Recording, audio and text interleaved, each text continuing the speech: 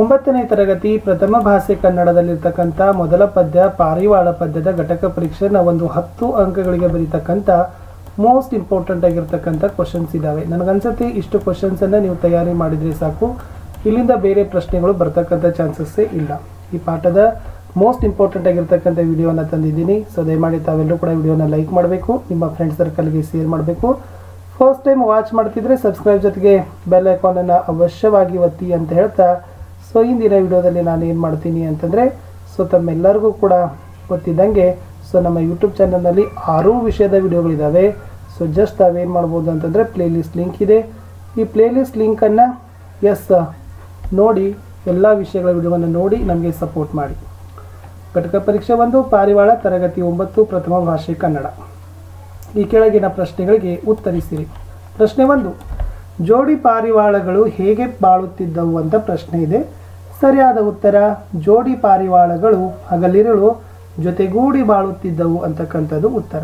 ಪ್ರಶ್ನೆ 2, ಬಲೆಯಲ್ಲಿದ್ದ ಮರಿಗಳು ಹೊರಗೆ ಬರಲು ಏನು ಮಾಡಿದವು? ಸರಿಯಾದ ಉತ್ತರ, ಬಲೆಯಲ್ಲಿದ್ದ ಮರಿಗಳು ಹೊರಗೆ ಬರಲು ಚಿತ್ಕರಿಸತೊಡಗಿದವು. ಪ್ರಶ್ನೆ 3, ಏನನ್ನು ತೊರೆದು ಬಾಳಬೇಕು ಅಂತಕ್ಕಂಥದ್ದು ಇದೆ. ಸೊ ಸರಿಯಾಗಿರ್ತಕ್ಕಂಥ ಉತ್ತರ, ವ್ಯಾಮೋಹವನ್ನು ತೊರೆದು ಬಾಳಬೇಕು ಅಂತಕ್ಕಂಥದ್ದು ರೈಟ್ ಆನ್ಸರ್. ಮುಂದಿನ ಪ್ರಶ್ನೆ, ಪಾರಿವಾಳಗಳ ಆನಂದಕ್ಕೆ ಕಾರಣವೇನು ಅಂತ ಇದೆ. ದಟ್ಟ ಕಾಡಿನಲ್ಲಿದ್ದ ಮರದ ಪದರಿನಲ್ಲಿ ಮುದ್ದು ಪಾರಿವಾಳಗಳ ಜೋಡಿ ವಾಸವಾಗಿದ್ದವು. ಜೋಡಿ ಪಾರಿವಾಳಗಳು ಎಂದಿಗೂ ಒಂದನ್ನೊಂದು ಅಗಲಿರದೆ ಹಗಲಿರುಳು ಜೊತೆಗೂಡಿ ಬಾಳಿದವು. ಕಾಲಕ್ರಮೇಣ ಪದರಿನಲ್ಲಿ ಪುಟ್ಟ ಮರಿಗಳ ಮಧುರ ಸದ್ದು ಕೇಳಿತು. ಅದರಿಂದ ಮತ್ತಷ್ಟು ಸಂತೋಷವಾಗಿ ದಿನ ಕಳೆದವು. ಪ್ರಶ್ನೆ 5, ಬೇಡ ಏನು ಮಾಡಿದನು ಅಂತಕ್ಕಂಥದ್ದು ಪ್ರಶ್ನೆ ಇದೆ. ಉತ್ತರ, ಜೋಡಿ ಪಾರಿವಾಳಗಳು ಪುಟ್ಟ ಮರಿಗಳು ಸದ್ದನ್ನು ಕೇಳಿ ಸಂತೋಷದಿಂದ ಬಾಳುತ್ತಿದ್ದವು. ಇದನ್ನು ನೋಡಿ ಬೇಡನೊಬ್ಬನು ಬಲೆಯ ಹರಡಿದನು. ಪುಟ್ಟ ಮರಿಗಳು ಹಾರಿ ಸಿಲುಕಿ ಸೆರೆಗೆ ಚಿತ್ಕರಿಸತೊಡಗಿದವು. ಪಾರಿವಾಳಗಳ ಸ್ಥಿತಿಯನ್ನು ಕಂಡು ತಾಯಿ ಪಾರಿವಾಳ ಬಲೆಗೆ ಧುಮುಕಿತು. ಹೆಂಡತಿಯನ್ನು ಬಿಟ್ಟಿರಲಾರದೆ ಗಂಡು ಹಕ್ಕಿಯು ಒಳಗೆ ಬಂದಿತು. ಹಸಿದ ಬೇಡನು ಹೊತ್ತುಕೊಂಡು ಹೋದನು. ಪ್ರಶ್ನೆ 6, ಪಾರಿವಾಳ ಪದ್ಯದ ಕಥೆಯನ್ನು ನಿಮ್ಮ ಮಾತುಗಳಲ್ಲಿ ಬರೆಯಿರಿ ಅಂತ ಪ್ರಶ್ನೆ ಇದೆ. ಮೋಸ್ಟ್ ಇಂಪಾರ್ಟೆಂಟ್ ಇದೆ. ಪಾರಿವಾಳ ಎಂಬ ಕವನವು ಒಂದು ಕಥನ ಕವನವಾಗಿದೆ.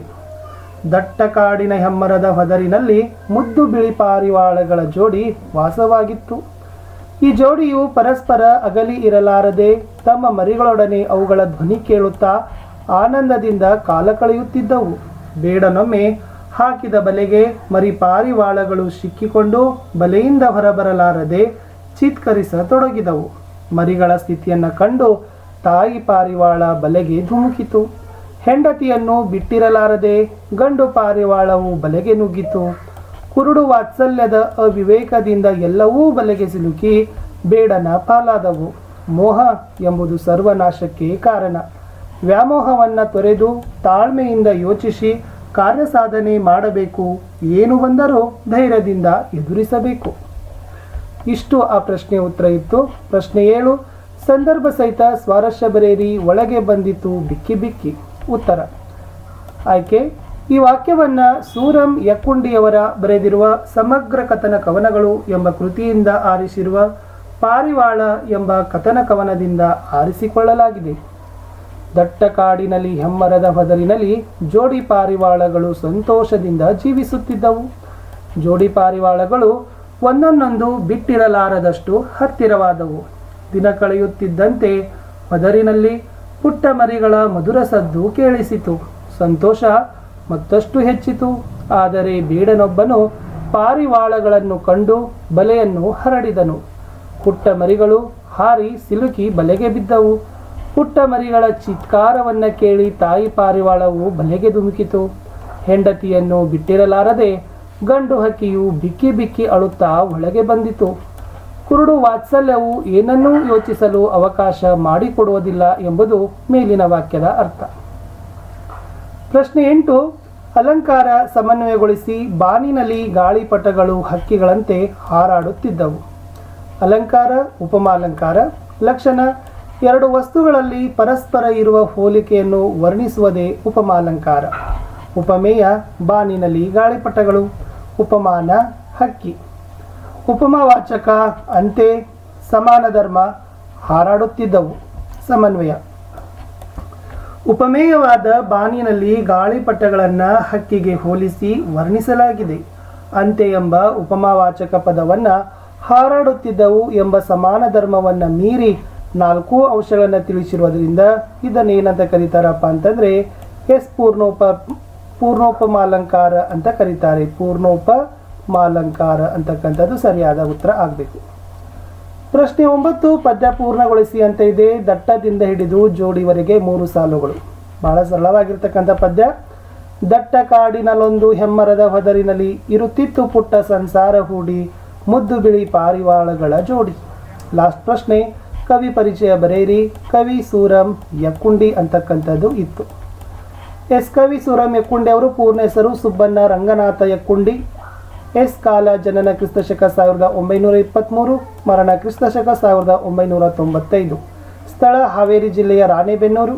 ಕೃತಿಗಳು ಶ್ರೀ ಆನಂದ ತೀರ್ಥರು, ಸಂತಾನ, ಹಾವಾಡಿಗರ ಹುಡುಗ, ಮತ್ಸ್ಯಗಂಧಿ, ಬಕುಳದ ಹೂಗಳು ಇವರ ಕವನ ಸಂಕಲನಗಳು. ನೆರಳು ಇವರು ಬರೆದ ಕಥಾ ಸಂಕಲನ. ಪ್ರತಿಬಿಂಬಗಳು ಇವರು ಬರೆದ ಕಾದಂಬರಿ. ಪ್ರಶಸ್ತಿ ನೆಹರು ಸೋವಿಯತ್ ಲ್ಯಾಂಡ್ ಪುರಸ್ಕಾರ, ಕರ್ನಾಟಕ ಸಾಹಿತ್ಯ ಅಕಾಡೆಮಿ ಬಹುಮಾನ, ಕೇಂದ್ರ ಸಾಹಿತ್ಯ ಅಕಾಡೆಮಿ ಪುರಸ್ಕಾರ ದೊರೆತಿದೆ. ಪ್ರಸ್ತುತ ಪದ್ಯವಾದ ಪಾರಿವಾಳ ಪದ್ಯವನ್ನು ಯಕ್ಕುಂಡಿಯವರ ಸಮಗ್ರ ಕಥನ ಕವನಗಳು ಎಂಬ ಕೃತಿಯಿಂದ ಆರಿಸಿಕೊಳ್ಳಲಾಗಿದೆ. ಇಷ್ಟಿತ್ತು ಸ್ನೇಹಿತರೆ 9ನೇ ತರಗತಿ ಫಸ್ಟ್ ಪದ್ಯ ಪಾರಿವಾಳ ಅಂತಕ್ಕಂಥ ಪದ್ಯದ ಘಟಕ ಪರೀಕ್ಷೆ. ಎಲ್ಲರೂ ಕೂಡ ವಿಡಿಯೋನ ಲೈಕ್ ಮಾಡಬೇಕು, ನಿಮ್ಮ ಫ್ರೆಂಡ್ ಸರ್ಕಲ್ಗಳಿಗೆ ಶೇರ್ ಮಾಡೋದನ್ನು ಮಾತ್ರ ಮರಿಬಾರ್ದು. ನಿಮ್ಮ ಒಂದು ಲೈಕ್, ನಿಮ್ಮ ಒಂದು ಶೇರ್ ನನಗೆ ಬಹಳಷ್ಟು ಮೋಟಿವೇಶನನ್ನು ತಂದು ಕೊಡ್ತದೆ ಅಂತ ಹೇಳ್ತಾ ನಾನು ಸ್ನೇಹಿತರೆ ಮತ್ತೊಂದು ಹೊಸ ವಿಡಿಯೋದಲ್ಲಿ ಸಿಗ್ತೀನಿ. ಸೊ ಎಲ್ಲ ವಿಷಯಗಳಲ್ಲಿನೂ ಕೂಡ ವಿಡಿಯೋಗಳಿದ್ದಾವೆ. ತುಂಬ ಮೋಸ್ಟ್ ಇಂಪಾರ್ಟೆಂಟ್ ಆಗಿರ್ತಕ್ಕಂಥ ವಿಡಿಯೋಗಳು ನಿಮಗಾಗಿ ನಾವು ಡಿಸೈನ್ಗಳನ್ನು ತಂದಿದ್ದೀವಿ. ಜಸ್ಟ್ ಅವುಗಳನ್ನು ವಾಚ್ ಮಾಡಿದರೆ ಖಂಡಿತವಾಗಿ ತಮಗೆ ಕಡಿಮೆ ಸಮಯದಲ್ಲಿ ಹೆಚ್ಚಿನ ಒಂದು ವಿದ್ಯೆ ಜ್ಞಾನ ನಿಮಗೆ ಸಿಗ್ತದೆ ಅಂತ ಹೇಳ್ತಾ ಸೊ ಸಿಗುವ ಇನ್ನೊಂದು ಹೊಸ ವಿಡಿಯೋದಲ್ಲಿ. ಸೊ ಇಲ್ಲಿಯವರೆಗೆ ನಮ್ಮ ಜೊತೆ ಇದ್ದು ವಿಡಿಯೋ ವೀಕ್ಷಿಸಿದ್ದಕ್ಕಾಗಿ ಧನ್ಯವಾದಗಳು. ವಾಟ್ಸಪ್ ಚಾನಲ್, ಟೆಲಿಗ್ರಾಮ್ ಲಿಂಕ್ ಇದ್ದಾವೆ, ಅವುಗಳಿಗೂ ಕೂಡ ತಾವೆಲ್ಲರೂ ಕೂಡ ಏನು ಮಾಡಬೇಕು ಅಂತಂದರೆ